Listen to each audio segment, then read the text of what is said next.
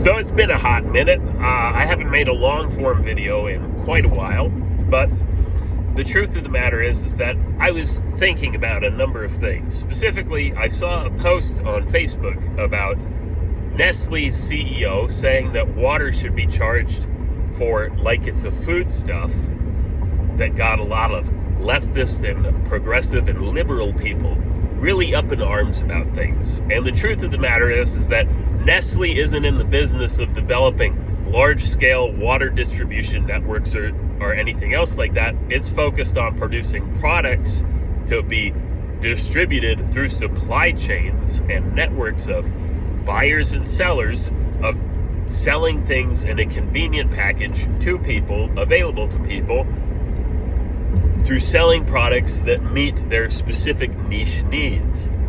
When we look at what Nestle's selling in the United States, they sell bottled water because it's convenient. A little bottle of water is convenient. It's a drink you can take with you somewhere, and you can buy a 24-pack, and you're buying the convenience of having water in some remote area, like a campground, or in your car, or at your workplace, so that you don't have to get up and walk 100 feet over to a water fountain because you're an idiot. They're in the business of making nursery water for baby formula, or making distilled water for the people who are assholes about their coffee machine. But they're not in the business about trying to charge people directly for water unless they're going out to seek the convenience of buying water, because most people's water needs are met by the existence of public distribution networks, such as your city or whatever your local water source happens to be, that you pay your bills, that you tap into with pipes, and that you bring water into your house with. Now, what I was thinking about was the fact that Africa, people have to pay for water a lot of the times. A lot of areas are subjected to droughts unless a village has a well dug or something else of that sort. They're kind of up shit creek without a paddle. They have to pay for their water, and the only viable alternative to actually developing a water distribution network, such as in a major city, which seems to be emphasized inside of the third world, is the development of public resources and the energy infrastructure, supply chain infrastructure, and public distribution networks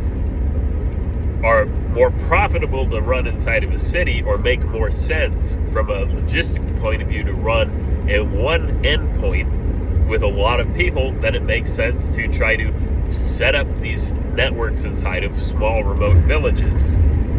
So what I was thinking about was the issue of energy independence, the issue of the development of alternative supply chains and alternative distribution networks that are somewhere between profit-driven and public, such as a cooperative or other thing of that sort, and the fact that we need to spend more money on developing the infrastructure that supplies things to these remote areas, rather than focusing on either subsidizing companies to ship in goods to areas or allowing for entrepreneurs to simply fill the gap. Now, I've said some anti-capitalist stuff before, but the truth of the matter is that entrepreneurs aren't just the soulless psychopath running a major corporation trying to monopolize the trade in one thing that people need to live inside of the world that they live in. No, the truth of the matter is that there's a lot of entrepreneurs everywhere on the planet, and they go all the way down to simply a guy in a truck with a Toyota truck in Africa that's willing to take some money to drive a bunch of random shit inland from a certain area, from point A to point B, to where people need it. What has to develop is an alternative network of distribution, other than having to rely on some guy with a water truck driving 100 kilometers over like undeveloped and unpaved muddy roads, or not just muddy roads, but like just shitty roads or shittily developed and maintained infrastructure into a village of a couple of people who are all coming with their jugs to get water from the water truck. No, what has to happen is, if the West wants to try to develop sustainable institutions within Africa or within, say, the Amazon, they have to develop the supply chain networks that are able to reliably get goods and things such as potable water as far close to the end user as possible, and then develop networks of things such as cooperatives or mutual organizations that take it the last mile from a central distribution point, or from a end distribution point to the end user. So the focus needs to be on the development of cooperatives in Africa, rather than the development of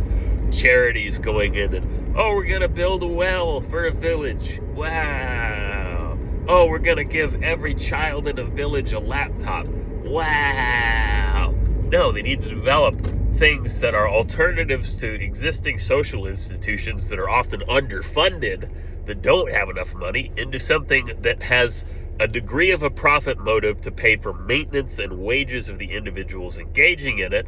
but still provides a public good and service. And the only alternative that is acceptable is the development of consumer and retail cooperatives within the third world. And cooperative banks. There's a lot of people who keep money under their mattress, and quite frankly, if your local currency is experiencing massive levels of inflation because they just keep printing money for random pet projects inside of the capital city, it makes more sense to just keep money under your mattress, or it's going to be worthless, or you can just burn it. It doesn't make any sense from a profit standpoint to try to open up a financial institution that caters to somebody who only owns $5 in their name. Instead, you have to develop the cooperative infrastructure in a local fashion that is controlled by the end users, such as in the fashion of a cooperative, or benefits the end users in some way that provides goods and services in a cheap fashion to the end user, because it's only focused on improving the end user experience and the cheap provision of goods and services. So I think that we could literally save having to subsidize Africa with billions of dollars if we just did one lump sum to establish a series of cooperatives and cooperative federations within each of these respective countries, and then just let it run on its own. It's cheaper than having to focus on building roadways and other things. It helps reduce the costs that are endured by the end user by having to pay for the convenience of having something shipped to you in a remote location that it doesn't make sense to ship anything to unless you charge a lot of money for it and have somebody that's willing to take on the risk for it. And it allows the development of alternative systems of distribution within the third world that are not necessarily profit focused, that allow for a better end user experience and a larger amount of social good. So